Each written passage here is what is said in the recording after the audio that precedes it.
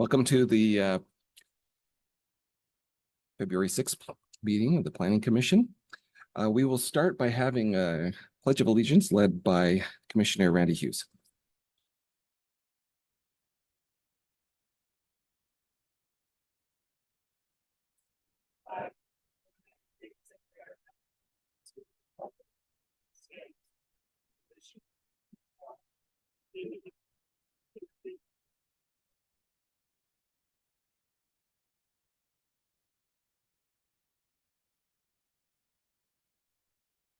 Can I have a roll call, please? Commissioner Carranza. Present. Commissioner Heath. Present. Commissioner Hughes. Present. Commissioner Schmidt. Here. Vice Chairperson Keen. Here. Chairperson Vanden Eyck. Here. We have 6 present and 1 absent. Commissioner Anderson is absent tonight. Thank you. Can I get a motion to approve the agenda, please? Second. We have a first and a second. I didn't hear the second. Second from Commissioner Heath. Thank you. Commissioner Carranza. Yes. Commissioner Heath. Yes. Commissioner Hughes. Yes. Commissioner Schmidt. Yes. Vice Chairperson Keen. Yes. Chairperson Vanden Eyck. Yes. Motion passes 6-0. Thank you. We will now enter the public comment portion of the meeting, which is reserved persons wishing to address the commission on which we might have jurisdiction, but is not on the agenda. Is there anybody that would like to address the Planning Commission on anything that's not on the agenda today? Okay, seeing none, we'll close the public comment period. Can I get a motion to approve the consent calendar, please? I'll make a motion. I'll second it. Vice Chairperson Keen. Yes. Commissioner Schmidt. Yes. Commissioner Carranza. I wasn't present at the November meeting, so I think I'll just abstain. Okay. Commissioner Heath. Yes. Commissioner Hughes. I was not present either, so I would like to abstain. Chairperson Vanden Eyck. Yes. Motion passes 4-0. Thank you. Well, we're coming to our first Planning Commission business, Planning Commission reorganization, election of the chairperson and the vice chair. This is the opportunity for somebody that wants to step up and to serve as the chair or the vice chair. We have any motions? I think you guys are doing a wonderful job. I know, I was gonna say, I nominate Jeff Vanden Eyck as chair. I can get behind that. And for our vice chair? I think we stay with what we have, with everything. Both I- individuals are doing great jobs. I also could see the roles being swapped if Jeff would like a break to be able to pass the baton a bit. So. I might make a suggestion. I think I'll remove the might, that if we would like to, I'd love your opinion on this, Chair. So I love the idea of rotating the chair position. okay. I'd like to nominate Commissioner Keen as chair and Commissioner Vanden Eyck as vice chair. Seconds. I'll second that. It's been moved and seconded. Can we have a roll call, please? Yes, Commissioner Carranza. Yes. Commissioner Schmidt. Yes. Commissioner Heath. Yes. Commissioner Hughes. Yes. Vice Chairperson Keen. Yes. Chairperson Vanden Eyck. Yes. Motion passes 6-0. Okay. That was well, slick, Jeff. That was with slick. that, we will move positions here and allow the new chair to run the rest of the meeting.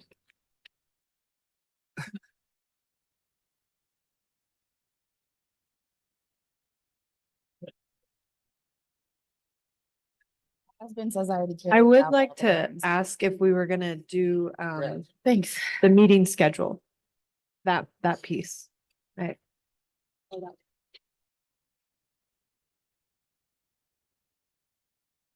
I know this was too high.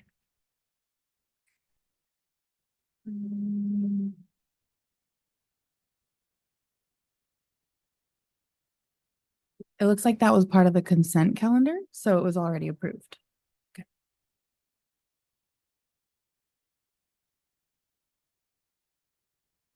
Okay, so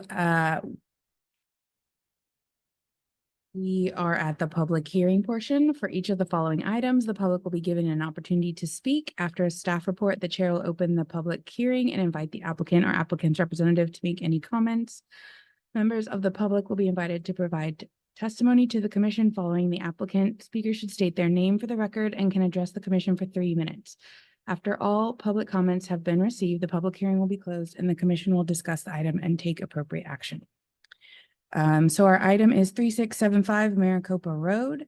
And if we can do ex parte, Commissioner Carranza. I just drove by it today to take a look at the site. No ex parte. No ex parte. No ex parte.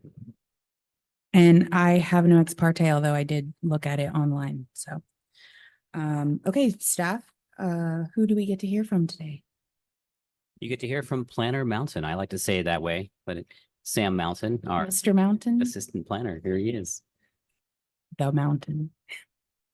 Okay, so as Chairperson Keen just stated, we are here to discuss a third accessory structure at 3675 Maricopa Road. This is a minor conditional use permit with the ID use 23-0105. And it is around, I believe, 6:09 p.m., February 6th, 2024. So this site is located on Maricopa Road, naturally. It is a rural estates general plan designation and within the residential suburban zoning district. And the lot is approximately 4.18 acres. This is an aerial photo of the property. As you can see, there is a pretty large setback in the front there, as well as some additional kind of empty space in the back, with the kind of majority of the development on the site clustered towards the center there.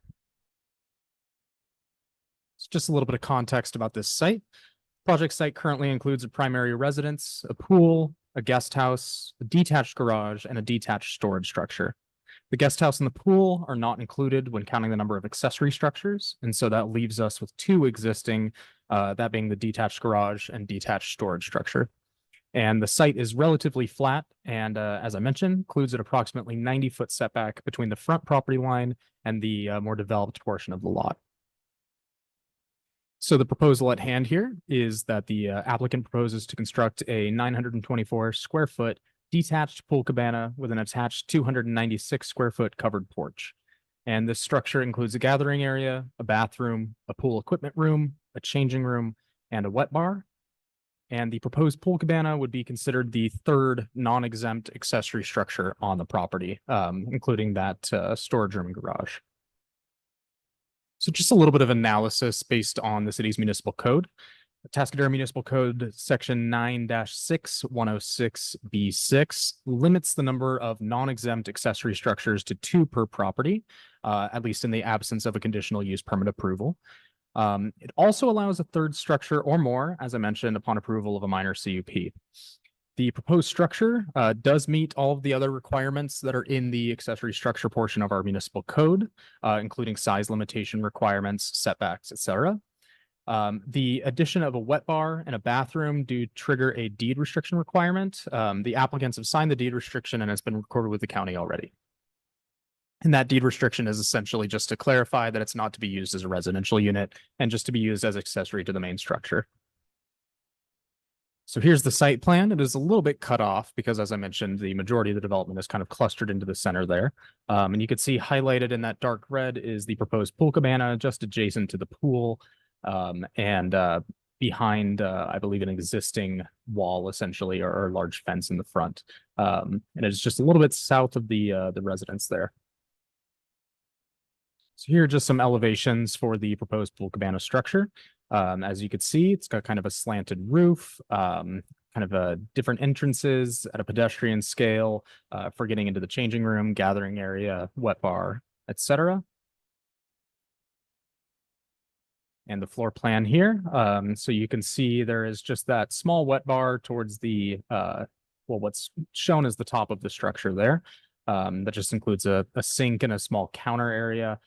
There is a small bathroom, a pool equipment room, and a changing room as well. And there's that kind of folding glass door that's shown on the bottom of the photo as well that leads onto that attached porch. This is just a photo of the building area. Naturally, right now, it is still very much under construction. It's graded. I believe the intention is also for there to be flat work on the property around this area. And the pool cabana will be towards the right of this photo once completed. That said, are there any questions from the Planning Commission? Go ahead, Dennis. Thank you. Of the two existing accessory structures, how much area do they comprise of? Sure. I believe that information is in the staff report here. See if I can pull this up.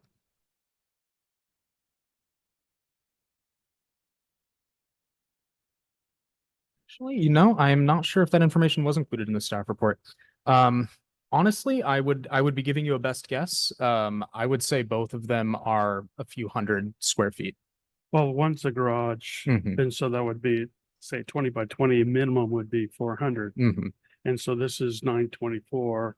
And then, so altogether, you think they exceed the threshold of 2,000 square feet? Altogether, I would say so. And by a great amount or not? Not by a significant amount, no. I would say they're likely under 3,000 square feet all combined. Define non-exempt for us, please. Sure. So the municipal code exempts any structures that are under 120 square feet and are not used for living and residential purposes from requiring a building permit. I believe there's also a height limit that would need to be met as well, but generally we go by 120 square feet. You had mentioned in one of the photographs that there might be flat work around the pool and in that area. Then will that area have to comply with our stormwater plan? And so if it exceeds, but would have to be 5,000 feet. I don't know, it might be square feet. Who knows how much it is. It looked like quite a big area. So at a minimum, they probably would be doing a tier 1 mitigation. If it exceeds 5,000, would be 10 tier 2. Has any of that been discussed? Yes, and our Public Works Department actually, well, this is kind of a unique situation. Their building permit is actually already essentially approved by all departments. It's just pending approval of the conditional use permit. And one of the departments that reviewed the building permit naturally was our Public Works Department, who reviewed it for stormwater compliance. So is the building adding square footage, or is it replacing some square footage that was considered already in the initial application? In other words, there was concrete there. Now it's going to be a building. Same thing, impervious area. So as I understand it, what used to be on this area of the property was a separate pool equipment room that was a smaller structure and is being replaced by this. As for what was on the remaining, what is now, what is proposed to be the floor area of this structure, I couldn't tell you. All I know is that it is replacing kind of that existing pool equipment room that was a smaller structure. Okay. I would imagine there may have been flat work around it as well. Okay. Well, thank you very much.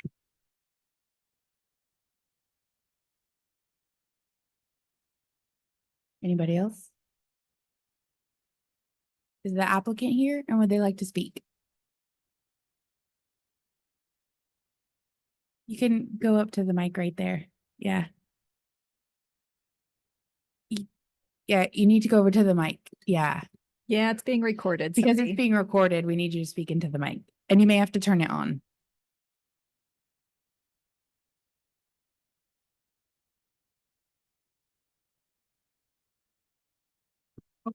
Okay, here we go. Sorry about that. As Mr. Mountain mentioned, it was a pool equipment room. Actually, it was a cabana, just much smaller. It was a kind of a 10 by 12 room. It had a bathroom in it, had a shower, and it had the pool equipment in it. It also had a very unsafe outlet from the heating unit that went straight up the middle.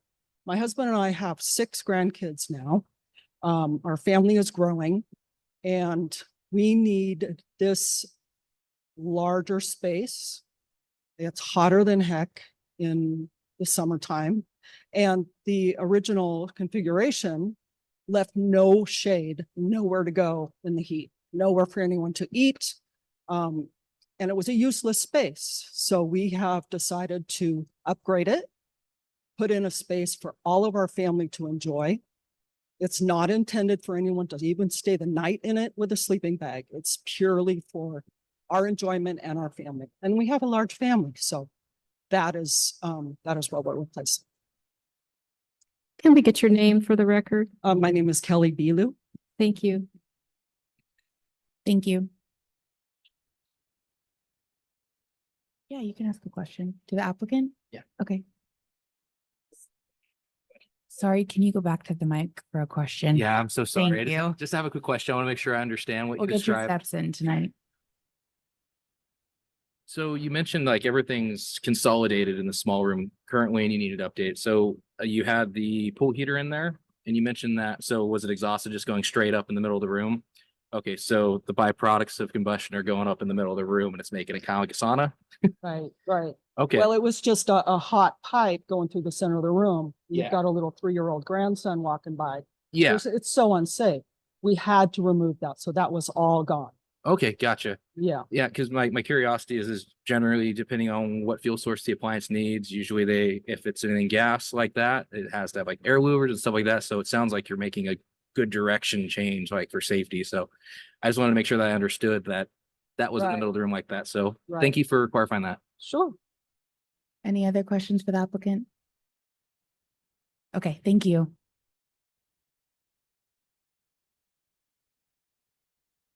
Any other questions for staff or does somebody want to open the discussion?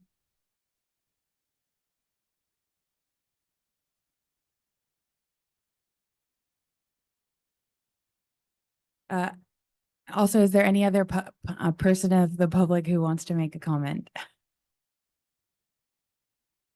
Okay, seeing none, I'll close the public hearing and then we can discuss. Yes, Victoria. Thank you, Chair.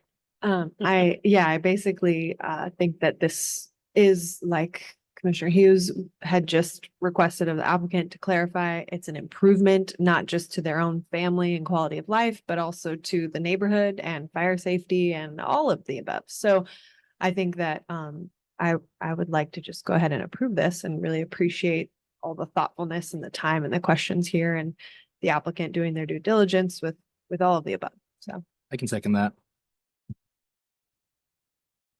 Okay, so I will read it as such. Yes. I will motion to approve the resolution of the Planning Commission of the City of Atascadero, California, approving a conditional use permit use 23-0105 to allow a third accessory structure at APN 054-032-041, otherwise known as 3675 Maricopa Road. I would like to second that. Okay, Commissioner Carranza, Yes. Commissioner Hughes, Yes.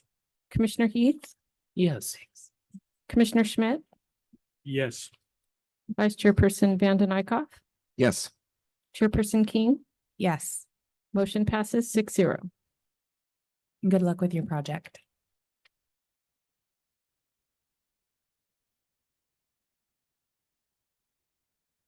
So I guess we get a zoning code update now. Sounds awesome. Can't wait. That's what you guys came for, huh? The zoning code update? Buckle up. You're in for some excitement. Yeah. This is what happens when you give me the chair. The chair. Might I request stretching breaks? Yeah. Do we need a bathroom break before this? It's only been 30 minutes. We've had children, Phil. Oh, Don't 20 judge. 21 minutes. Oh. I feel like half of us are children up here too. So All right, if he goes past 7, I'll call a bathroom break for us. Okay, Victoria? He's on the clock.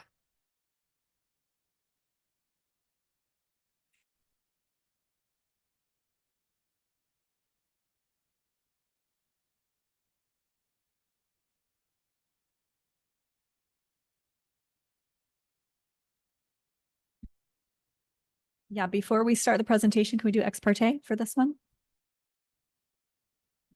Yes, do we have any ex parte for the zoning code update? None. No ex parte. No ex parte. No ex parte, None. No ex parte. we're clear. Thank you. Well, we're going to entertain you a little bit because Phil and I have such different voices. We're going to break it up halfway through the presentation, bring your focus back. But Phil is actually going to take the first part of the presentation. So I'll let him take it away. No song and dance or little show. We can do some song and dance later too, just to keep it interesting. I'd like it presented in the form of a musical, please. Yes. All right. Tonight, we're bringing you something that we typically like to bring you once a year. It's kind of an annual cleanup of our zoning. We haven't done this for a couple years. We actually meant to get this done last year, ran behind. We ran behind on staff. We are now a fully staffed team. And in fact, our whole planning team is here tonight. Kelly, our new planning manager, Sam, our assistant planner, Eric Gomez, our associate planner, and our newest team member, our senior planner, Exandria Fowler, in the back seat right there. So this is our whole team. We're now a well-oiled machine. We're going to start producing a lot of work. So the next few months, we've got a lot of things coming to you. And we will get this once a year. We'll get the zoning code going all the time. But this is not anything earth-shattering. This is a list of things that we've been working on. In fact, we already went to city council with this list so we can get an early blessing that they're comfortable with things that we're doing that are designed to streamline the code, clean up some inconsistencies, and do some things. The last time we did this was in 2021. We went to council in May. Wow, was it May of last year to get this blessed? And now there's about 19 items, and Kelly's got the slide changer in her hand, so I'm going to have her kind of move through. So the first big section is about clarifications in the zoning, and these are things that we get. You know, we get land use requests, we get things that come in, and we find that, oh my gosh, our zoning code, which contains remnants that are written from the 1980s, don't have all the things we need to be up to speed with modern times. So the very first one I'm going to tell you about is towing services. Back in the old days, towing services were a component of every fuel station, and we called our fuel stations service stations. When you pulled into a service station, somebody would come out and wash your windows, and they would have a service bay there. You could pull your car in, and they had a tow truck out back. And that's what towing services were associated with. We don't have that anymore. You pull into a service station now, and you can go in and get a Slurpee, and you can get your gas, and sometimes you can get a hot dog off a roller, and that's about it. But so we don't have a tow truck out back, and it's not that way anymore. So towing services got left out. So now we're trying to bring them back in because they are a necessary land use in your town, but they're a little more associated with something that's a light industrial, semi-industrial, or service commercial use. So basically what we found is we got a towing service that came in last year, and we had nowhere where they could actually fit except for along the freeway in our commercial tourist zones. And they need an impound yard, and that just doesn't make any logical sense. So this amendment, what it does is allows them to be in an industrial zone, industrial park zone, a commercial service zone with a use permit. And then it actually lays out some property development standards because they do need a small impound yard where they store vehicles temporarily before the vehicles go into service or they go into impound. And so that limit was set at 8,000 square feet. And it has to be screened and landscaped. So we now have this new category and new land use, a land use we've always had, but now a land use that's in the right location. Next one, please. Co-working. Co-working is a use that we love in Atascadero. We have several co-working places now. We've got Bridgeworks right across the bridge, and we've got the latest one is Story Labs over on the south end of town. Really excited to see those. But they're really just an office, which is great. And a portion of our downtown on this side of the creek is really reserved for the retail and the restaurant uses. The way our zoning is currently written right now, it puts these into what's called a business support service category, which is actually an allowed land use in the downtown zoning district, in our restaurant district, I'll call it. Instead, we'd rather see these in all of our other retail districts or on the other side of the creek where Bridgeworks is now. So we just added this clarification, just recategorizes co-working to those as an office space, which is allowed universally in most areas of the city, except again, a couple of those blocks downtown. Next slide, please. Temporary events. This is one that has been kind of bothering us for a couple of years. We want to promote events in the city. Our city council wants to promote events. We want to promote private business enterprises to have pop-up events and to be able to showcase their goods outside for events. The example in the picture there is Wildfields Brewery, our local neighborhood brewery. And, 2, 3, 4 times a year, they'll say, hey, we're going to have this, we're going to expand our dining outside. We're going to have, Oktoberfest or things like that. We don't want to have them have to come into the city to get approval for those things when it's on their private property and it's associated with their existing approved business. So in the past, we actually required these kinds of events to come in for a special permit to do this and have to be reviewed by multiple departments, and it takes several weeks. And no one could ever get that done in time, and we would charge money for that, everything else. So instead, this amendment clarifies that essentially those little events that are associated with these existing businesses are exempt from our review unless they put in a large structure or need fire review. And then we put in time thresholds for the amount of times per year, amount of days per year, amount of access we need, things like that, so that we could actually streamline these happening.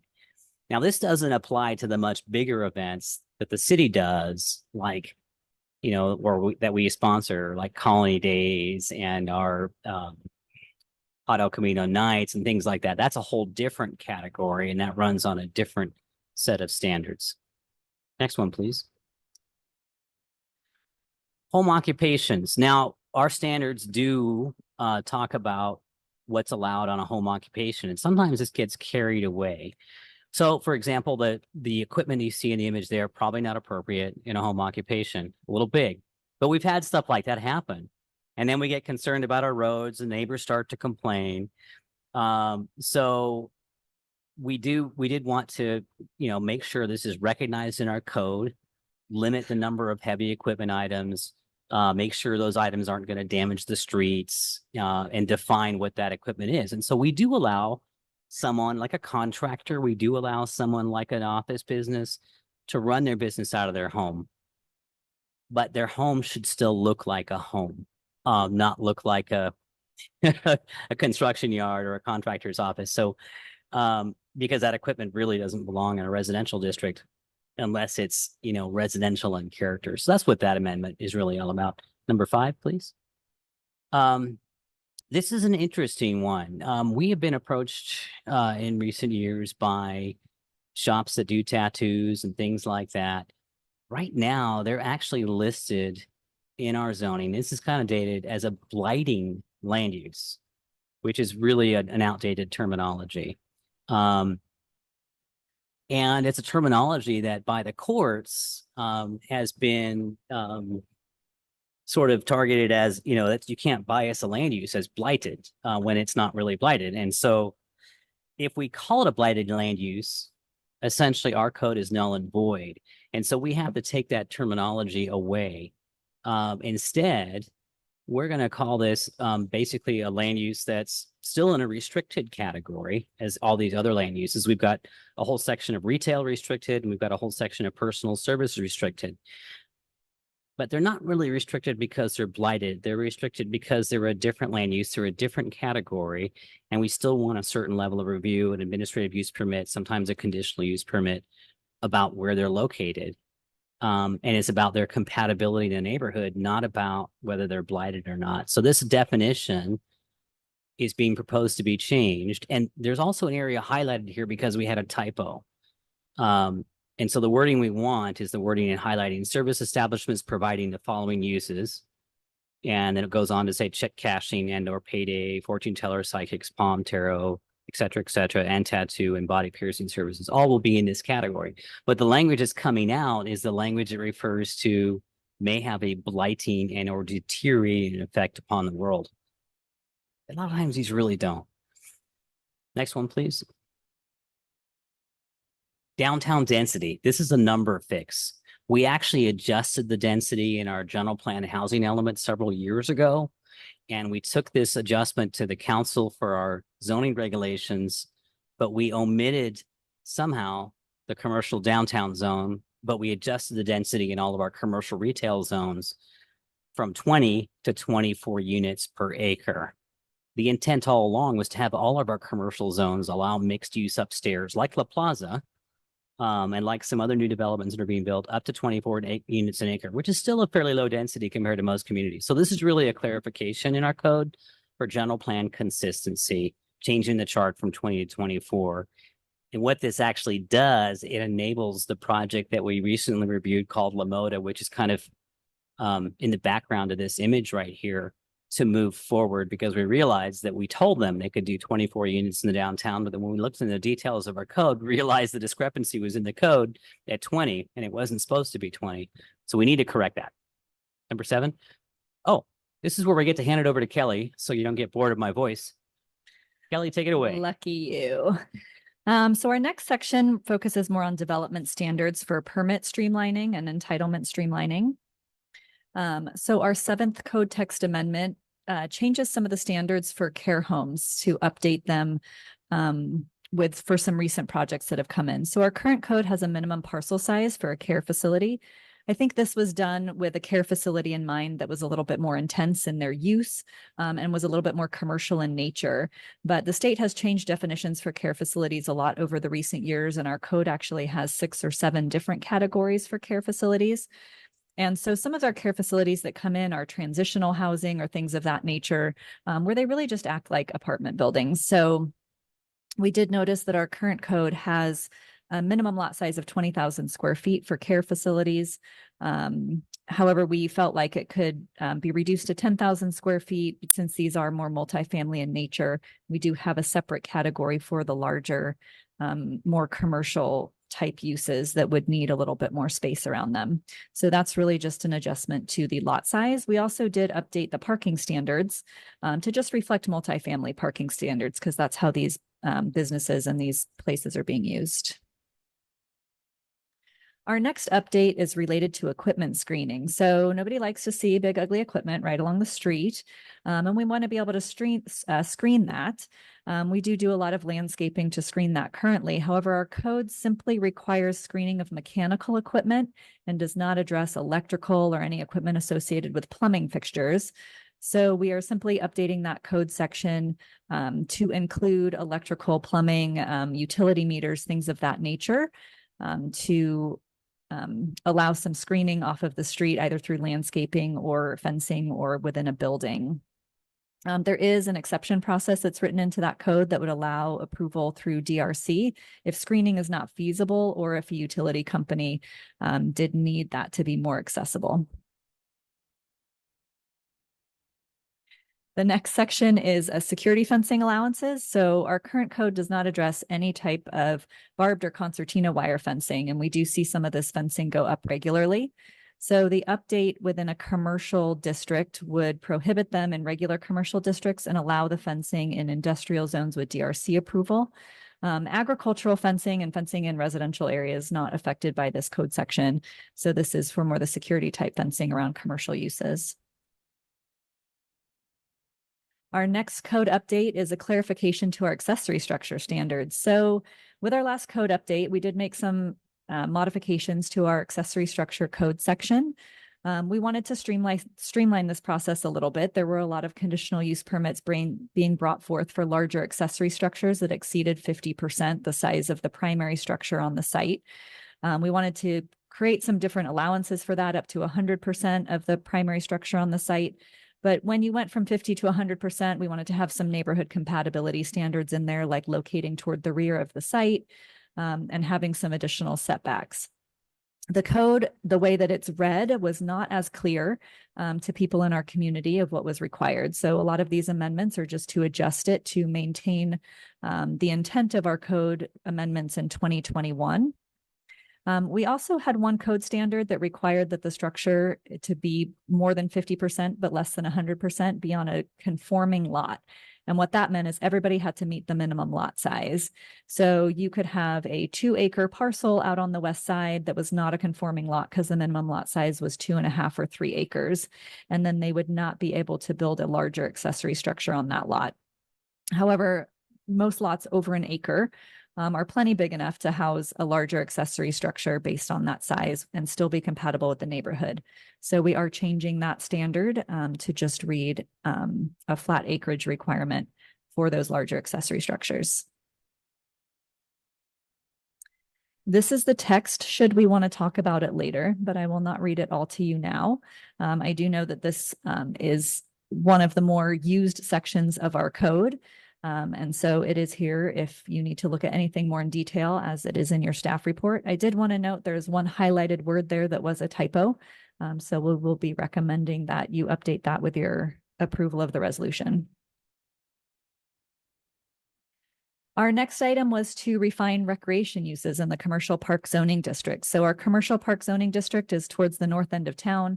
It tends to be kind of our light industrial district, but it also is planned for tourist serving uses as well as resident serving uses.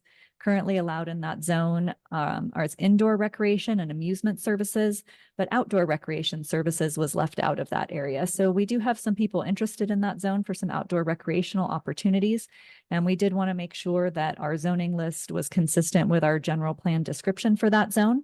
So this amendment would simply add outdoor recreation services as an administrative use permit application in the commercial park zone. Our next section just fixes some code inconsistencies. This section is pretty short, a lot of typos.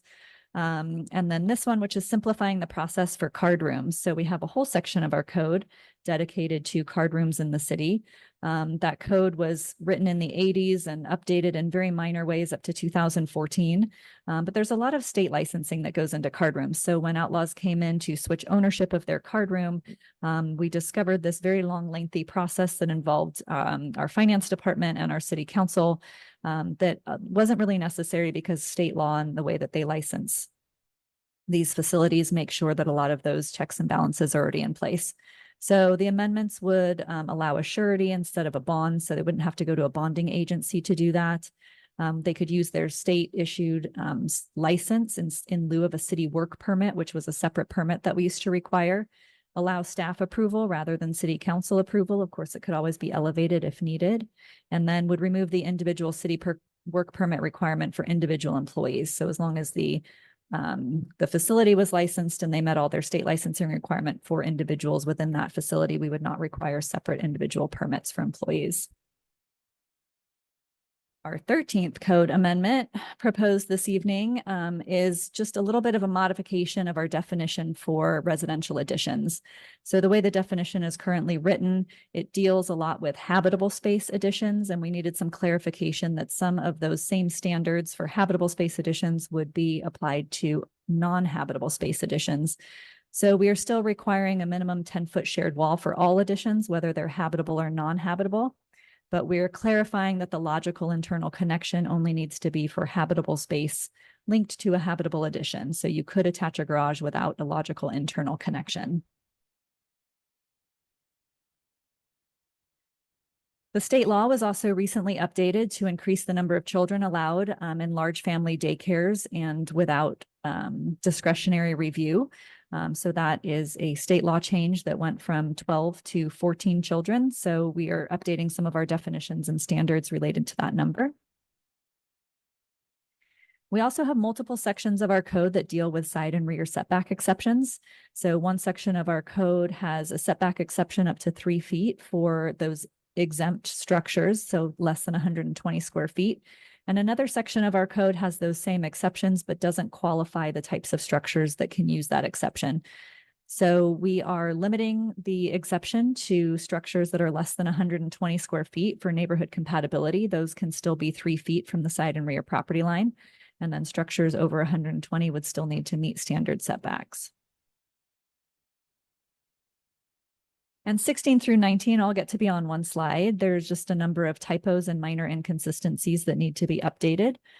Parking requirements for restaurants, chip seal, which is not an appropriate fire department standard for sloped driveways, clarifying some appeal language in our code and updating our public hearing requirements to include the design review committee.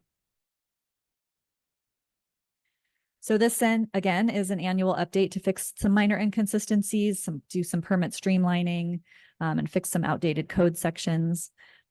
We are recommending that the planning commission approve the text amendments as proposed, and this will be forwarded to city council for review later this month. So with that, staff is recommending that the planning commission adopt the resolution before you this evening with a couple of those changes that we mentioned earlier. One would be changing the wording in the Atascadero Municipal Code section dealing with the residential accessory structures.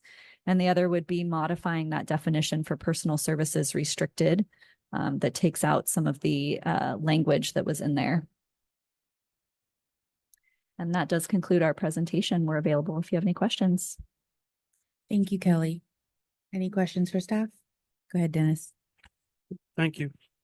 I went by page, so I'll start with number one change had to do with the towing services within the commercial service district, as I understood it.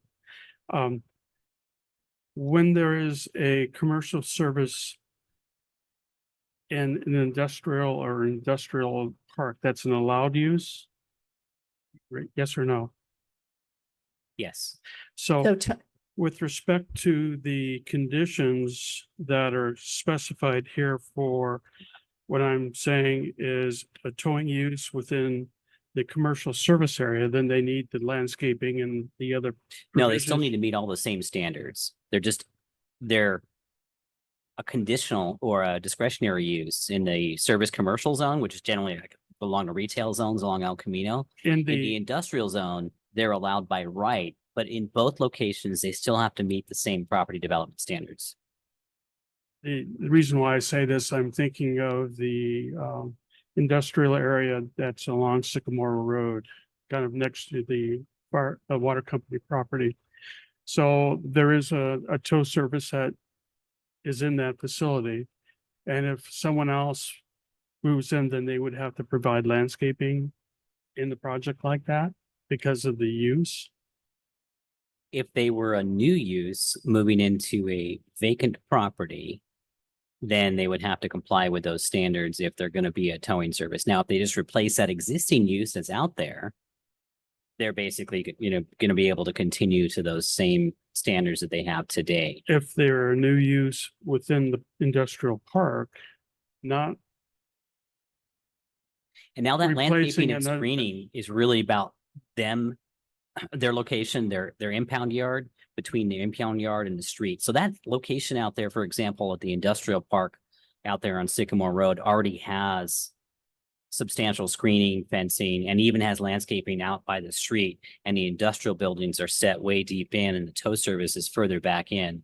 So they may already comply the way they are today. So this was developed with a thought of, if someone's moving into a vacant lot or a vacant building right along a street frontage, that may back up to a residential zone or something similar, you that think, they have these elements built in. you think that should be clarified then within the changes? I'm not reading that in here. I'm looking at it. Let's go to let's pretty look at the blank. code language. Let me see if I can pull the code language up and let's take a look at that and delve into it a bit. Let me see if I can bring up the language and share my screen on that The particular suggested section. language?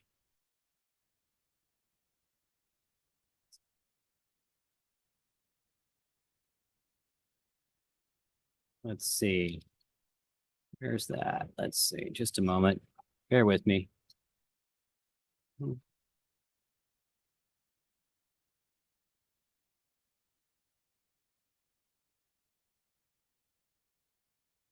So we're thinking that within the existing language, there could be, if it wasn't a new use on a raw piece of property, then that standard would not be required because current language might not say that. I'm understanding you. All right, let's pull this up. Let's see if I can share my screen on that. Let's see. He finds it that difficult to impress. Bill's a wizard. There it is. All right, let's blow this up just a wee bit. see. Whoop, not that big. It's just not. We can see it from here. It's not behaving. Okay, there it goes. All right. So, first of all, only in areas with an arterial or collector road, site design criteria, in addition to the other standards in the title. And now, by the way, each zoning district in our title has different standards. And so those will all apply. But if they're setting up a new site, these are the recommendations that staff put in place. So this is the staff recommendation. If the planning commission has alternative recommendations for different sites, we can talk about that. I think the idea is if they went into Sycamore Industrial Park, they would still have to comply with these standards. There is a residential area next door to that site. Yes. Now, whether those standards are put in place already today or not, we don't know. We'd have to evaluate that. But if they're in a building that is 3 buildings back off the right of way, some of these standards may not apply, such as the street frontage standard, because they're already going to be further back.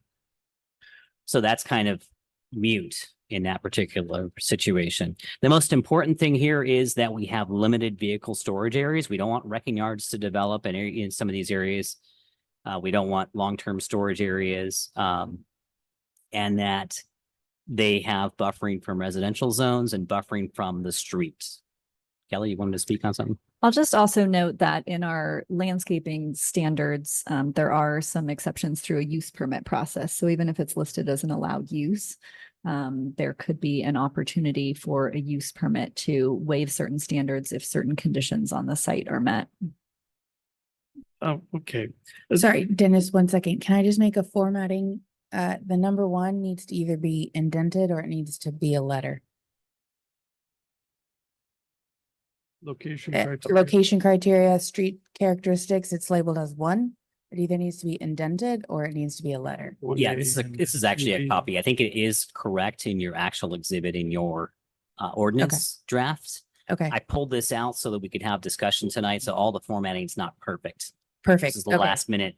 I just saw it and I just Thank you wanted for to make noting sure. that. Yeah. So I guess why I'm bringing my questions up is because there are a lot of lay people who look at the documents and like me will read things literally. And although the intention is what you mentioned, I'm not reading it. And so that's why my question is, and that's why I'm saying, maybe we should include new use on undeveloped land or something. An example I'll give, it's in the county's ADU ordinance. There's when it comes to setback, it says that the setbacks for the ADU should not exceed 4 feet.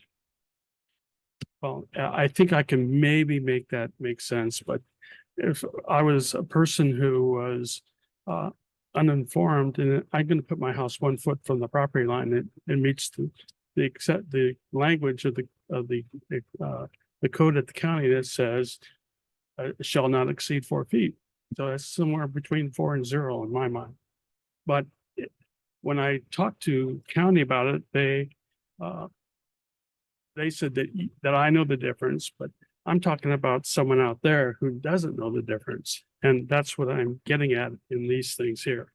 So I'll move on though to speed things along. On number 3, temporary event. The picture that you showed was of the brewery downtown that used to be City Hall.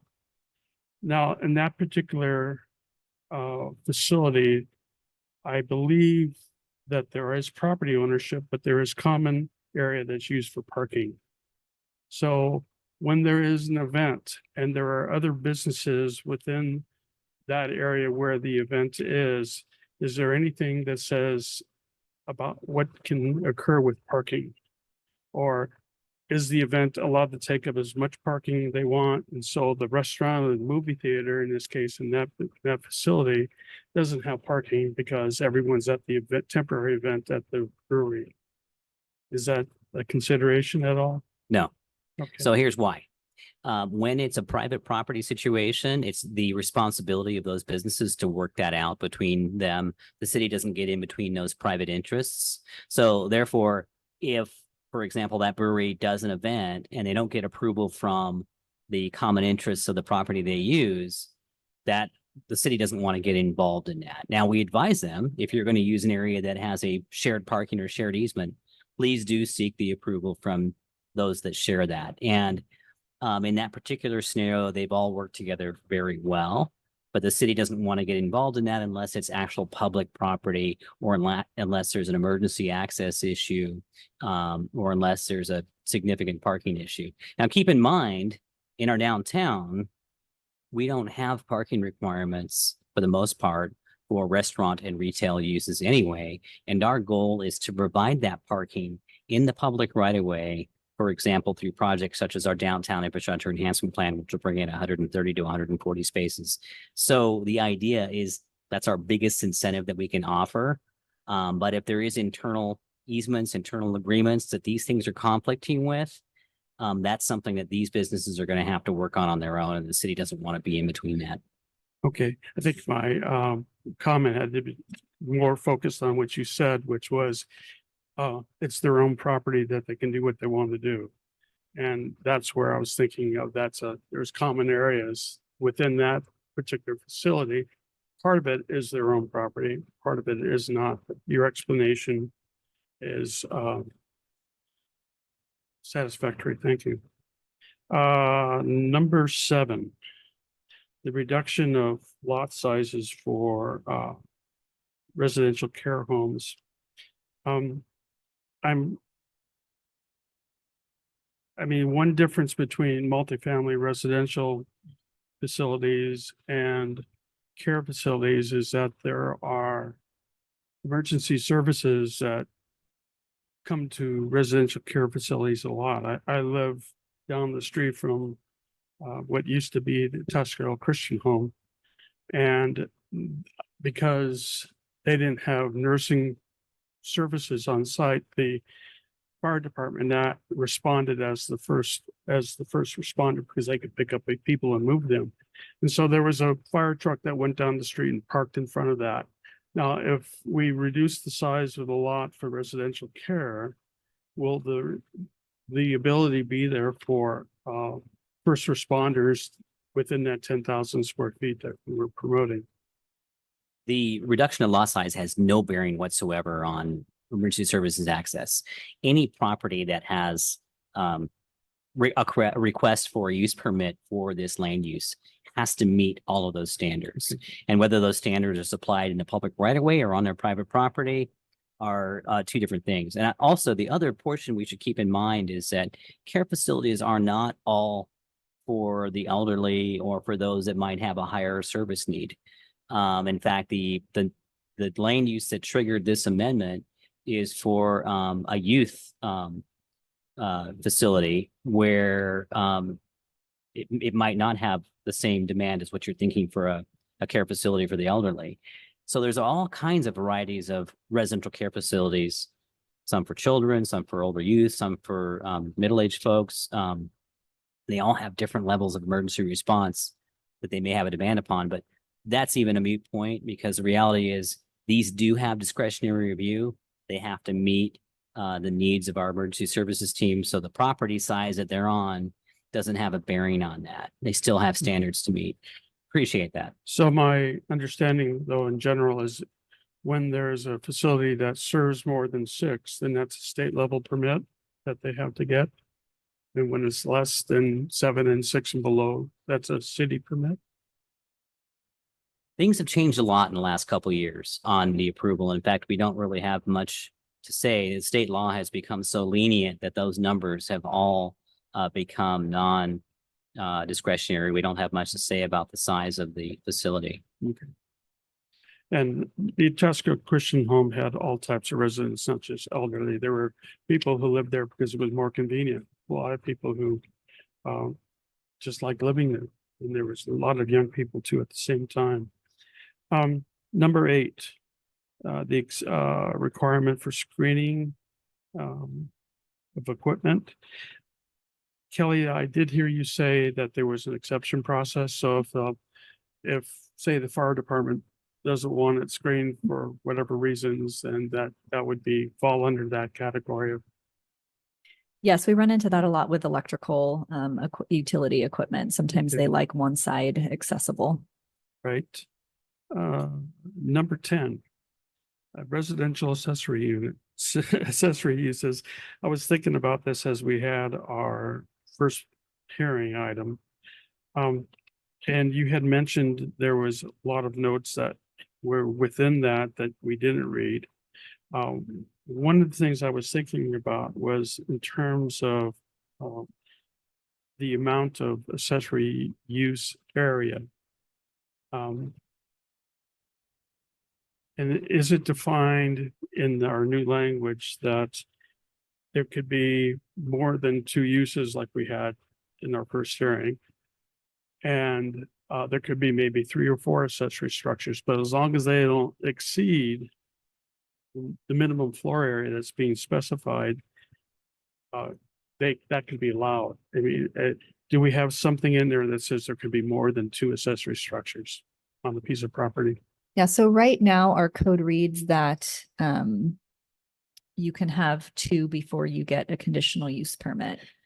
And then a conditional use permit is required. And then the 2,000 square foot threshold is per structure, so not cumulative for the whole site. Why not make it cumulative? And then an issue that we had here, they wouldn't have to come here for a use permit as long as if the language, the changes we're making says you can have more than 2, as long as it doesn't exceed the minimum threshold for floor area or maximum threshold floor area. And then if it does, then they have to come to us for the use permit. Yeah, the commission could definitely make any modifications they see fit to recommend to council. Okay. Number 13. And this came up in the first item too. So the garage, a detached garage is an uninhabitable structure, as we defined it here.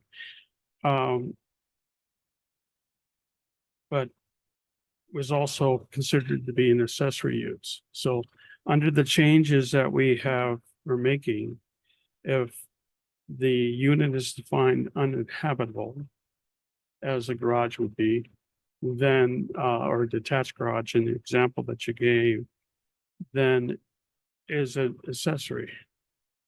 Or is this, So accessory structures are detached structures from the principal building. So the definition in 13 relates to attached portions of the building.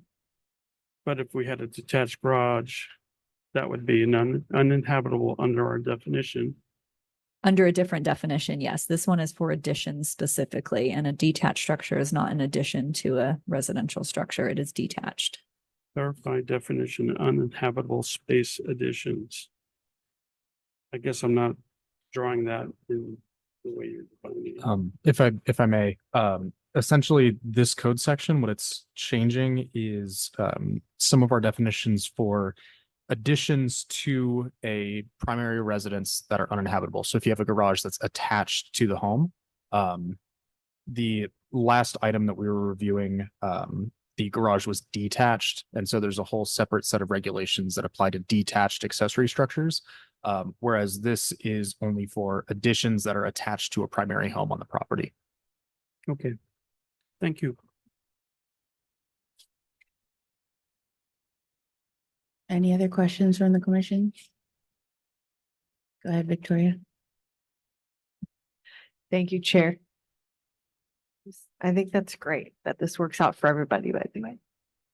And we got our Planning Commission Academy coming up, so it's just gonna be so great. I have a feeling y'all will come to regret giving me the mic. I'm just saying. I don't know. We're used to it. We need to stay awake somehow. So Tori is gonna, Tori, liven things up. you have the mic. Now you can get your roads done for sure. Well, Can we talk about my roads? okay, so getting back to some of my comments, I was trying to. I'll just say this, I'll try to be concise because I know that the biggest thing is I want to make sure to clarify some things to see if there's anything that could be up for discussion for modification. I don't need to dig too deep in the details of things that maybe I don't need to modify or request to be modified. So, all right. One of them is, and I might jump around, but I'm trying not to. It's a lot of paperwork. So page 31 over in the packet, it was mentioning about the temporary events and regarding tents. Says tents or related structures that are greater than 400 square feet shall require a construction permit, subject to the approval of a fire marshal. I was just curious, I was trying to imagine 400 square feet. Is that around like a few easy ups or greater? The size of a single family car garage that holds 2 cars is about 400 square feet.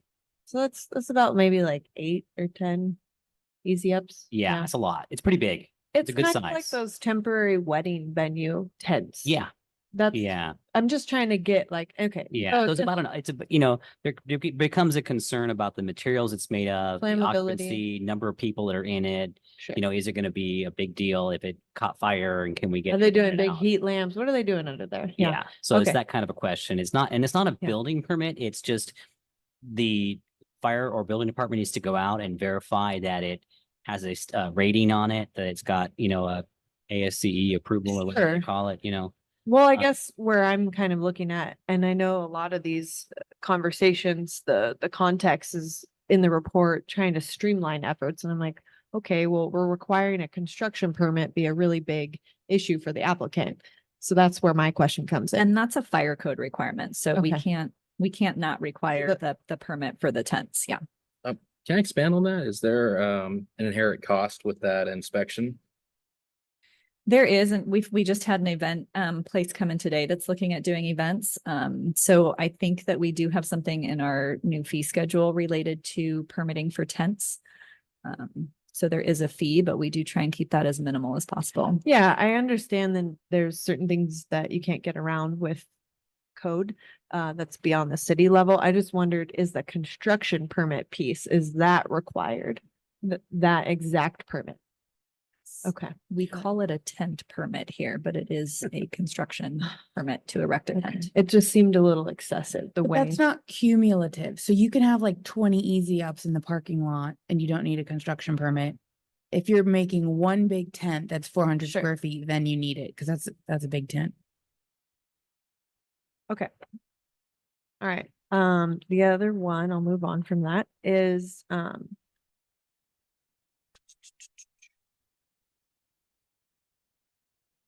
regarding just the conversation about removing the judgmental terms of blighted and whatnot, psychics, palm, tarot readers, card rooms, billiard and pool halls. Why did we take out hot tubs and saunas? Because I would like to encourage that in the city. we have never had a proposal for someone to have. Right. I mean, it's not really a commercial land use. It's a hot tub. Is that a commercial land use? So Well, in terms of if you think about, River Oaks Hot Springs or Sycamore, I know that we don't necessarily have geothermal activity going on. and to so where those people are, capitalizing off I know that it's fit here. under a whole different category, which Okay. would be a resort, which would be a different facility, not just a hot tub. Well, and then take, for instance, in San So- Luis, there just became this last year, which I frequent, the Central Coast Float Therapy. That's an indoor facility that offers infrared sauna and it does these And compactable yeah, and that things. might be in a personal services category. Sure, It's that's what different. I'm It's like- thinking. It's like massage Uh-huh. and so we would put that in that category. I think what we're saying, there's no need to have that separated out. Because it can be lumped in with a lot of Yeah. other categories. It'd be something different. I guess where I'm at is I think if those other things are gonna be listed, it's almost suggestive to where it's like, oh, we would welcome that. And so I think it should be included. So Anyway, let's keep it to questions for now Yeah. until we get out Yeah. to the public and we can Yeah. come back and. I just debate didn't know if about- there was a reason though, for a question for staff wise, if it was removed because it just simply won't work at all in there. So, I think one of the reasons it was removed is because we see it as a non-restrictive. The things that we're seeing as spas and saunas are not in a restricted category. Those would be allowed more broadly throughout the city. okay. And then in the expand the type of equipment that must be screened or incorporated into the design of buildings. So this was a little bit a question related to the paper clipped public comment I read on Santa Isabella, but what about private communal dumpsters? Is that something that's So looking? that's not really considered equipment. Okay. And so we will be bringing some trash enclosure standards forward with our objective design standards. But not today. Not in today. this language. No, It doesn't have any bearing on this section at all. no, we have a Okay. whole different section on trash. Fencing and screening, different from screening and trash, not a utility, but it is utility. Okay, it just seems very related, but not the same thing. Okay, all right, moving on. Thank you for bearing with me, everyone. Oh, Take your looking, time. There's a lot there. So and wanted to apologize for how much code I is think I'm getting attached. better at just breathing through this because I remember my first couple meetings, I would get shaky about trying to ask too much or not enough. We're I'm like, required to put the whole thing in, but the actual changes are a lot less. So yeah. Well, and I get these are recommendations to city council too. yeah. So we just want to be thorough because that's what you're asking us to do. The card room, the sections that regarding director of admin services. So can you extrapolate on earlier in the presentation, Kelly, you said that on the slideshow on the presentation, you said we could always elevate those if needed. How would that actually be done? So there's a few sort of findings and requirements in our card room section. And so if somebody were operating outside of those requirements, but still wanted to be considered, then they would go through a different process.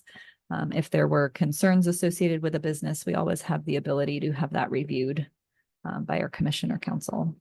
Well, I guess I'm just trying to figure out when that would be lifted above. That would, to me, only be up to the discretion of two people.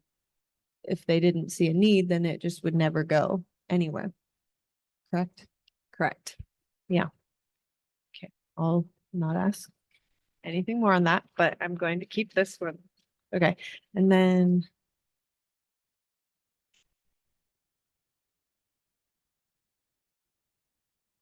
I'm gonna have some really good kindling. Okay, the commercial neighborhood versus commercial services. I was just a little bit confused on the storage, recycling, the dismantling of vehicles and materials. I was just looking at the chart on page 61, and I guess maybe this is something that I just dive into the code more, but where my concern is that some things are being treated really heavily where we want to make sure that it doesn't create a non-compatibility with the neighborhood on commercial services, but then is that the same for commercial neighborhoods? It's like they're different zones, but kind of the same thing. They're very, very different zones. Yeah. But don't get too used to all the zoning acronyms because they're all going to change in a few months. We're going Oh. to throw them all away.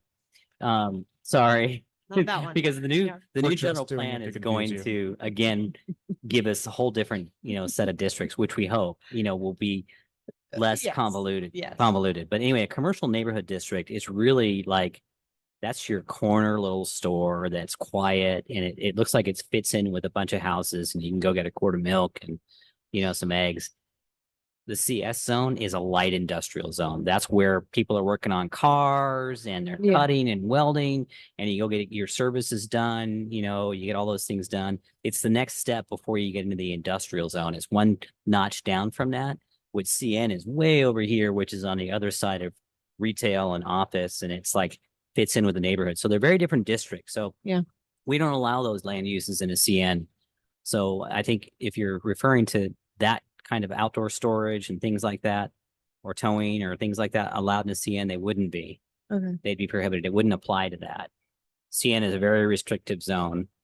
Very And the different CN is the commercial neighborhood. Yes. commercial neighborhood. Okay. So I won't pay as much attention with the acronym there. yeah, For future reference. Okay. Page 64 with the downtown zoning districts.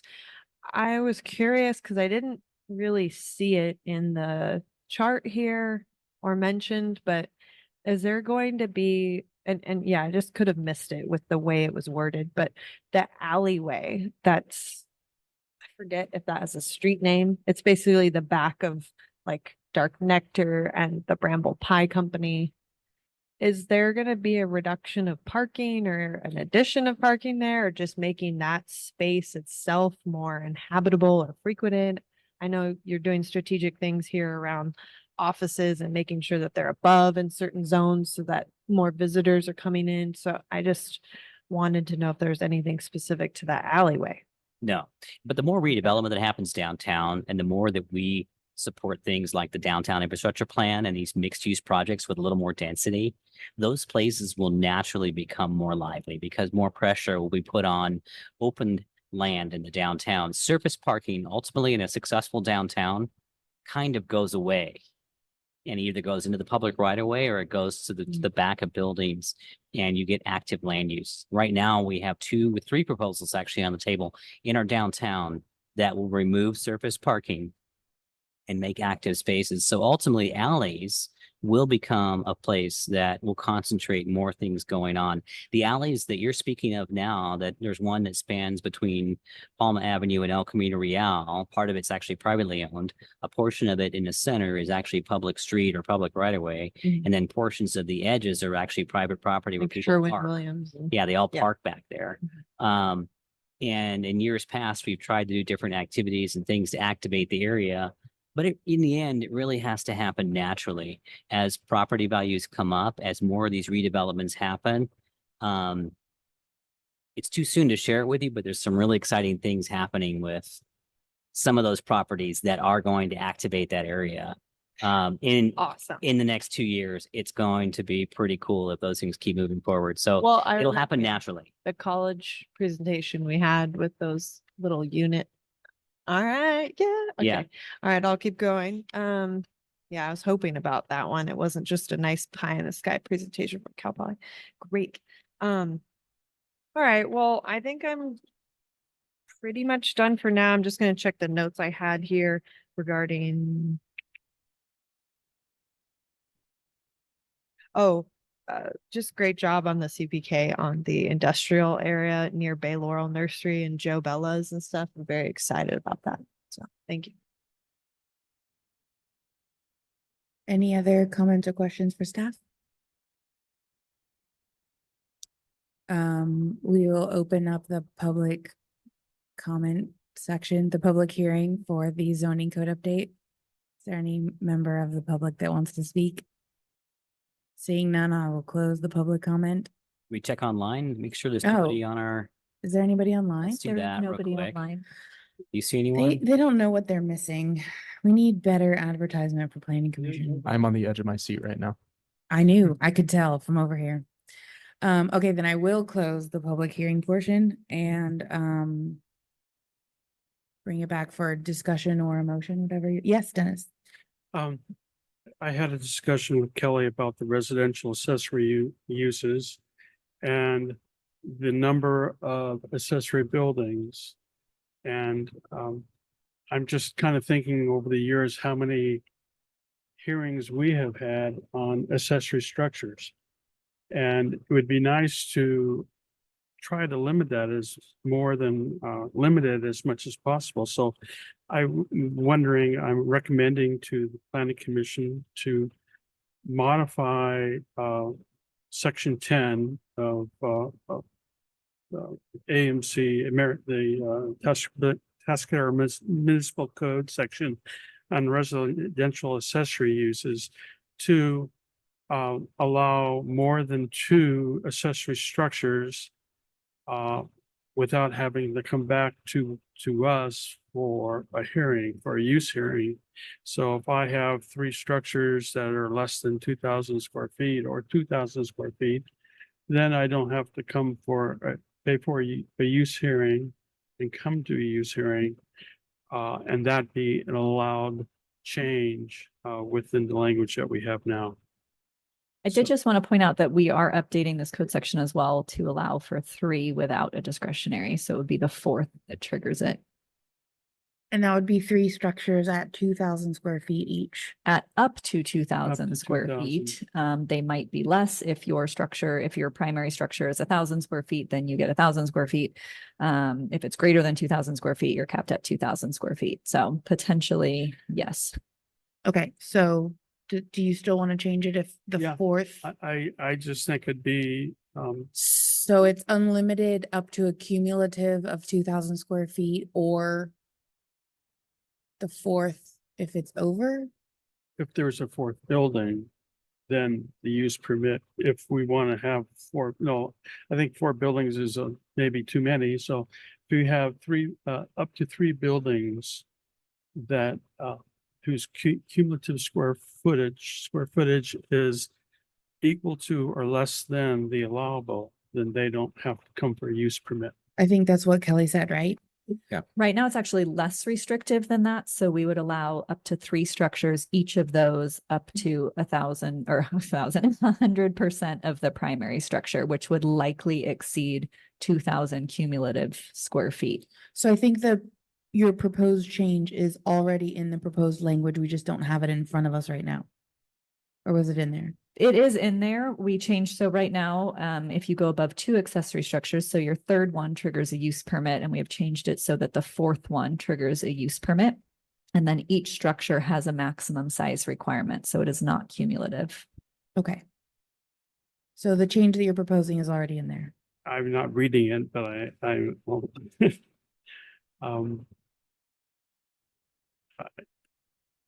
I just would like this, again, I would say 60% of our hearings are accessory structures of in some version.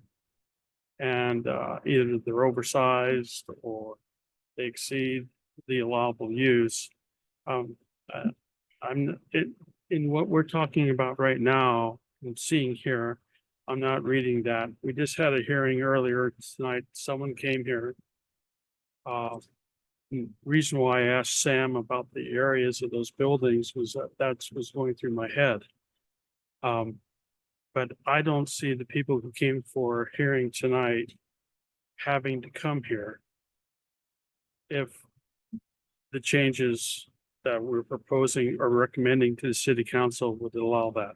And I just want to make sure that it's something that if we all support it, we'd make that recommendation.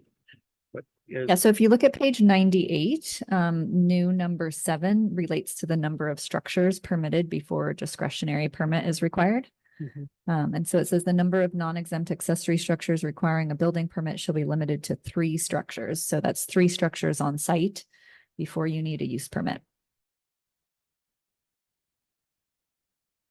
then Thank you, why Kelly. isn't that within our definitions as just something as we just we're piling on to, we start here, then we go there, and we find that then, is that what we're saying? Again, in this section on number 10, residential accessory structures, that's not mentioned in here, but it is somewhere else. Yes, it was not mentioned in the staff report. We added it at the last minute based on the application that you guys saw this evening. Okay, thank you then. I apologize. No, that was good clarification. We now know that it's there. We saw it. It's great. Any other questions or comments for staff? Yes. This is just our discussion, right? Yes. Okay, okay. So this is like, I think I'll just be talking to you guys on this Okay. one for modifications we want to make potentially or recommendations. I have a little bit of a concern about the card rooms and there being a removal of any oversight from public servant roles and committees. I get the need to streamline things and the excessive or redundancy of state regulations versus city ordinances and codes. I just think that reading through it, there's, I think 6 allowed card rooms within the city allowed and none more than that. But it's really only comes down to 1 or 2 people deciding if it's a appropriate use in a neighborhood, counting schools and youth services and churches and lots of other things going on. So it's really up to just the discretion of 1 or 2 people with the new changes here. I think that the council should consider not doing it that way. Can I ask a question of staff? Was that change for the card rooms, removing it going to council, was that their request to remove that? I'm looking at the language now. There's basically an entire section we were taking out that's a process that's no longer utilized at the city or at the state level. And what we're trying to do is remove the finance team out of this process because the director of finance, which is director of administrative services, does not have this function anymore. So basically, we're just trying to normalize this process with today's processes. It really doesn't change it from that perspective. It's a very lengthy code section that has a number of outdated provisions in it. And I don't think it would change necessarily a substantial amount, the level of review. We only have one card room in the city today. And this was prompted by them changing ownership in the last year. They came in, changed ownership of the Outlaws. And that was the first time we've actually utilized this code section in many, many, many years.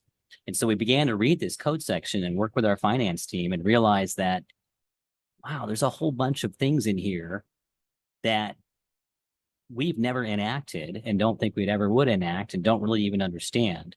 So we worked with our legal team at the time to help clarify what needs to be in here and what doesn't. So let's dial in specifically what your concern is. Can you show me a page number or a location that is of interest? Oh, I moved around a lot of my pages, so give me a minute. I think it was the thing about 50. escalating it. If No. it's, No, No. that was something a little different, but it was page 50. There was a section. And Phil, this is not targeted, but it says the community development director shall consider the effect of the operation of a card room on other sensitive uses located in the vicinity of the card room, including but not limited to schools, public parks, rec areas, public buildings with programs for minors and religious institutions. So it wiped out the council's need to consider the effect. And judging by our item, I think many moons ago on just the amount of public comment we had about a dog kennel, I just think this is, if you compare it to that, I don't understand. Yeah, So- and I was thinking about it, comparing it to the same project, and I think where their thought process is it's kind of eliminating a liability section to where who signed off on what. That's the only, I was thinking about the I would exact. think you'd want the opposite then. Yeah. So, Yeah, and that's kind of, I'm trying to like get my brain around this, but Yeah. I would, and I hate to say the word assume, I would assume that the state process is probably really rigorous and. The state licensing process is extremely rigorous. The police clearance is very rigorous. And so at the end of the day, we didn't want to enlist them in a conditional use permit process or city council process. The word city council in this particular code section don't even have a process. We don't have a card room licensing process that would go to city council. So if we said, for example, if this said conditional use permit, we would know what to do with it. We take it to the planning commission. It could then be appealed to the city council, or if we had administrative hearing, it can go before administrative board, which would be the community development director, and that could be appealed to planning commission and so on. So there's a number of different instances it could go, but instead we were given direction from the council to streamline this and allow the community development director or administrative services director to be the oversight of the licensing once they've received their police clearance and state clearance.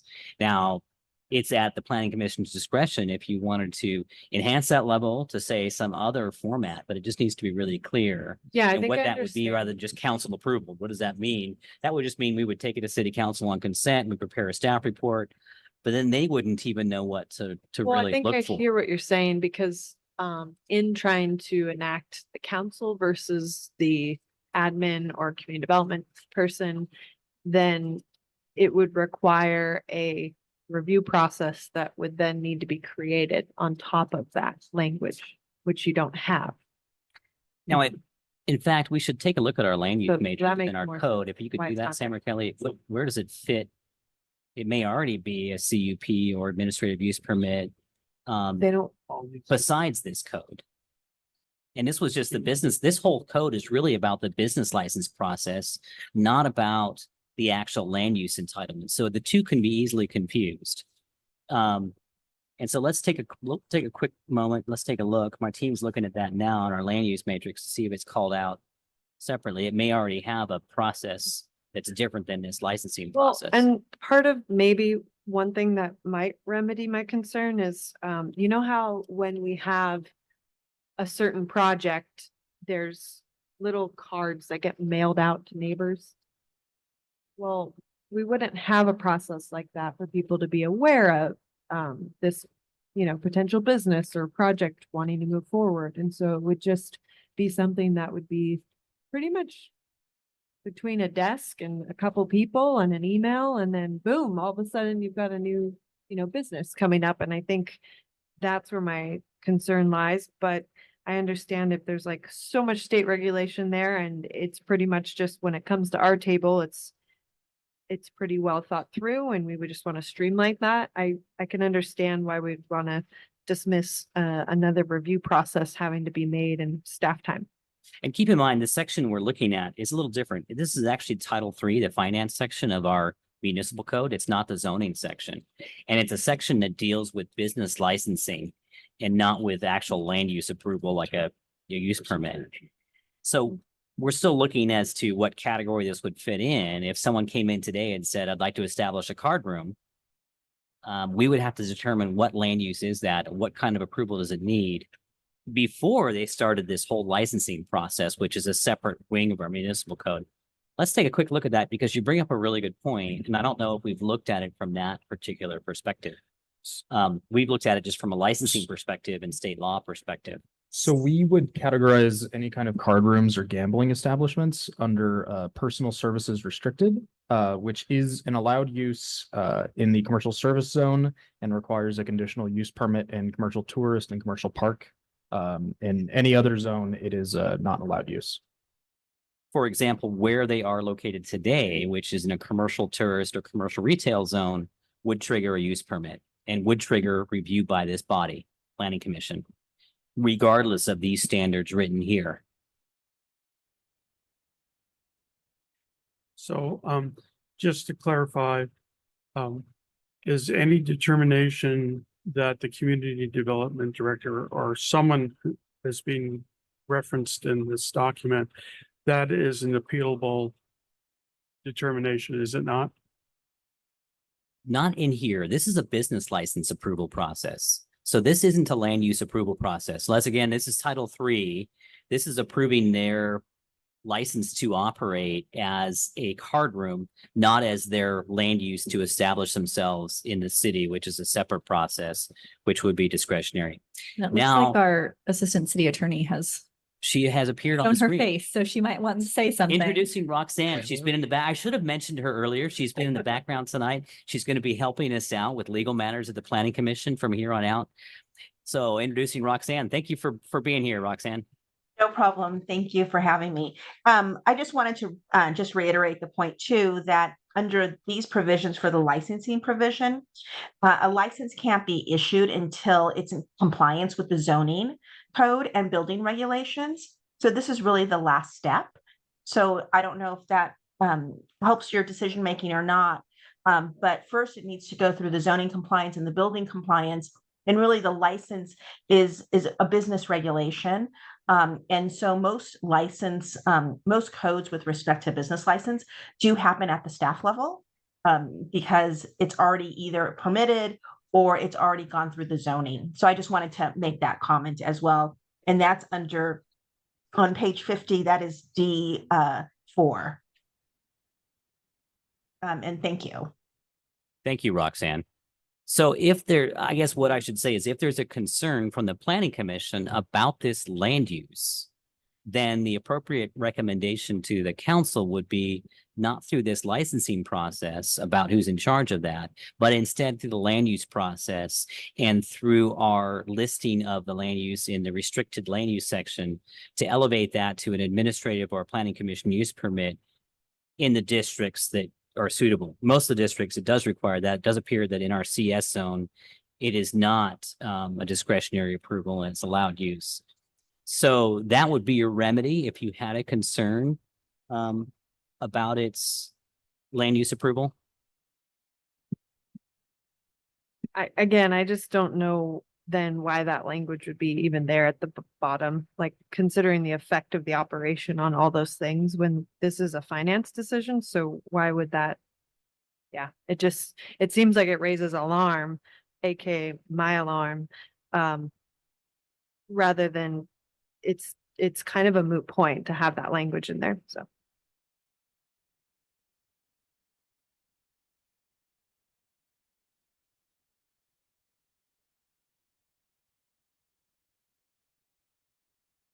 Okay, any other discussion or comments? Commissioner Heath, anything? No? Okay.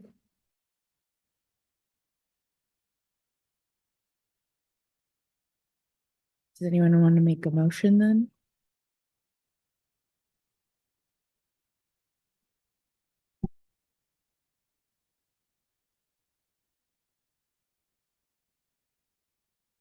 I'll make a motion.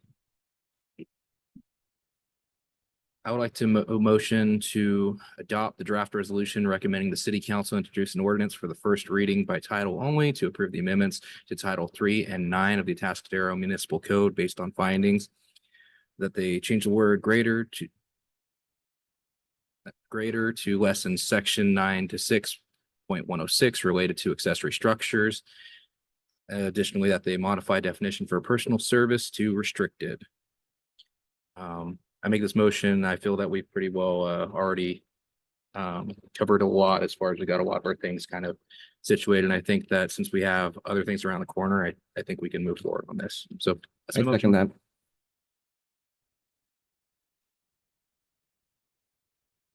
Commissioner Hughes, Yes.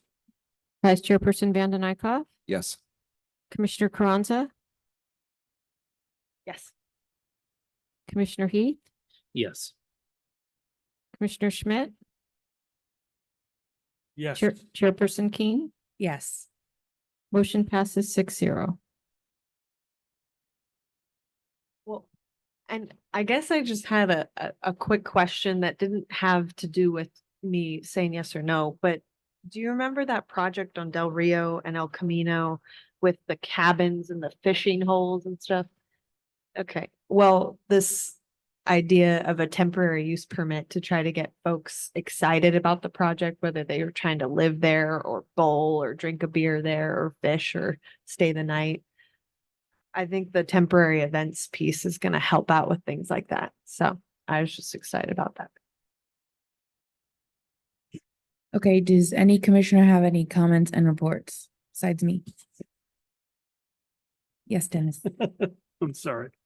I've always, it seems like IT people get to a point when it comes to website changes and they're always changing. And then once you get used to it, then they're changing and you have to search all again to find what you're looking for.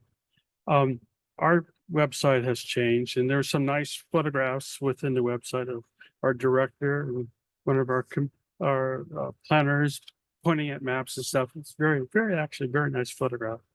But I do have a complaint about some of the changes, and that has to do with the forms that are within the department to look at. And my problem is that they're in alphabetical order. And so if you want to look for something, a building application, you have to go through every one of the every application to find the one that you're looking for. I guess there is a box that you can type in, I want to see this, but it seems to me versus being in alphabetical order that they be by department instead. And then I just have to look at building or I just have to look at fire or police to find what I'm looking for. So that I found myself twice this week or last week having to kind of go through the list to find what I was looking for. And so I found that awkward. That's all. Thank you. Anybody else comments? Yes. I know, you just can't have us two together. Resonate on, no, I just wanted to update folks on the mural project. Yeah, so we have 6 murals that were done, and we, not being the city, this is an ad hoc group that I'm involved in as a volunteer in the community. And so it has everything to do though with tourism and vibrancy of the downtown. And so I figured I would give a little report on that. So we have had vandalism of one of the murals. If you guys frequent Colony Park area on Traffic, it got done over winter break. Coincidentally, the same time last year it got tagged. So this is actually the second time. Same time period. Interesting. Could be, but it falls under the time period where people are in winter break. So, and it was not well done at all. It was awful. This time it was very dark cobalt blue. So it's, luckily all of our murals have been sealed properly. And so it makes the removal process of graffiti easier, but it has been a few years. And so our mural committee has been looking at reapplying the seal. And so I think you're going to start to see this year some support for that, and probably people out there doing a good cleanup and washing and resealing, as well as funding 2 to 3 more murals within this year and next year. So, yeah. My children were very upset that someone tagged that mural. Yeah, I mean, they were aghast. Yeah. So, dead center. yeah. Yeah. Yeah, it was awful. Yeah. So, anyhow, we are taking it very seriously. It's not something that's a big deal in the city that we see a lot of that blatant. So that's good news. But as far as, yeah, trying to not just get excited about what's up and coming to finish the mural project with the 3 artists that we've already committed to that haven't put their mural on our city, but trying to protect the ones we have is really important right now. So just wanted to give that update. Anybody else? Okay, I said I had one, I actually have 2, but one, I heard a rumor about, what was it, 10-850 El Camino Real. It was a multi-housing project that we approved a while ago. Somebody came up to me and said, "What's up with them going into foreclosure?" And I was like, "I don't know, but I'll ask at the next meeting." So this is me asking. Sometimes these are they're basically a way to reorganize what they're doing internally. We did reach out to them because we did see a listing for a bankruptcy for that property, and we're really concerned when there's a project that's under construction and something could cease. But they told us that they are continuing to move forward and they're going to reorganize, and we are doing active inspections, and they're moving forward with their construction at this time. So we don't know anything else about that yet. And so far as we know, it's a go still. There was, and I think he's probably already contacted the city, but I'm not sure. Was there a condition that they needed to complete the low income housing in the back of the neighborhood before they got occupancy permits for the front? Do you There know? is a map on the entire property that has not been recorded yet. Okay. That's really the problem with the whole property. Kelly, you want to weigh in on that? Yeah, so affordable housing always has to be completed sort of in phases with the market rate units. And so what the owner, we've been working with him to do is to actually designate some of the front units as his low income and moderate income requirements. And then he would keep it as a rental project and then potentially shift the low income units to the rear through a legal process when that building became complete. And he's following all the grading things that he's supposed to and all of that. Yes. Okay, yes. so you guys are all on this. We are on You're- it very carefully because there has been a history of them actually not following some of the grading. So it led to some flooding on adjacent properties. which Yes. Okay. We're monitoring very carefully. Great. So I'm gonna mark this at 1 hour and 40 minutes into the meeting. I'm gonna tell them to come watch this section. And those are the people you need to contact if you have a problem, Phil and Kelly at We're atascadero.org. here to help I know you are. every day. I happy to always talk tell to them. everyone how wonderful you guys are and how helpful you are and that you're wonderful. So, Thank you. and I forgot what the other one was, so never mind. Anything Mm-hmm. else? Okay, well, since this is my first official, director's report. Director's report. Let me tell you what's coming. I'm always excited to Yes. do that. We do have a new hotel coming your way. Went to the design review committee. Is it Fairfield or Residence? I keep getting those two. It's the Residence Inn. It's along the 101. It's behind what used to be the Best Western, which they're currently remodeling and rebranding into a Fairfield. And this new hotel will be what, 70 rooms, 50, 60, 72 rooms? 120 rooms. So Eric Gomez is our Getting planner. bigger He'll and be bigger. bringing that forward to the planning commission on February 20th, your next hearing. That'll be a big, exciting item, really nice hotel. And throughout March and April, we have a lot to bring you as well. We're going to be bringing you objective design standards, which will be an exercise a little more enriched than we had tonight. There'll be about that level, if actually quite a bit more zoning changes through Title IX that'll be part of implementing our objective design standards. So that's a big one coming your way. And then what else have we got? I don't have my list. Oh, yes, the Carlton Hotel is under new ownership. We're really excited about that. And they're reorganizing some of the spaces downstairs to accommodate a restaurant and a separate distillery and changing the bakery that's there a little bit. And they're also going to be requesting putting a couple of the rooms, more than a couple of the rooms, on the ground floor, which is a really unique proposal. So total change of floor plan on the downstairs to make it more successful for the new owners, but you're going to do a lot of improvements in the property. So we're excited to see that. So we'll bring that your way. We've been working with them quite a bit to kind of come to agreement on that ground floor. And they want to do some outdoor dining along Traffic Way. They're trying to get that to fit in too as well. So I think Exandria is going to bring that to you shortly in February or March. So March, I think, right? Or is it February too? Might be the 20th. We'll see if we can get that wrapped up in time. And you'll be seeing some tidbits of the general plan at some point too. We're actually going to take the general plan map to council for their blessing before we come back to you guys. And that's going to go to them in March, some point, March 26th. So a ton happening. Something else I wanted to mention. Oh, Dove Creek is going to come forward to the planning commission as well. Don't know exactly what that date is yet, but they're coming along. There's one more. Yeah, we've heard that before. So anyway, lots going on. And I do want to mention, while I have the microphone, that we're all going to have to use the stairs going down tonight. At least we didn't have to use them coming up. The elevator has been put out of service tonight. So to anyone that's listening in the audience, don't use the elevator. I think it has a sign on it anyway. So something happened this evening to the elevator as we've been sitting here. A little louder. People still stuck in it? Oh yeah, people in the back. The people in the back. Oh, that's what Exandria broke the. Oh no, I didn't know that. Have y'all seen Speed? That's what I'm visualizing right now. No. Keanu Reeves will come and save us. No.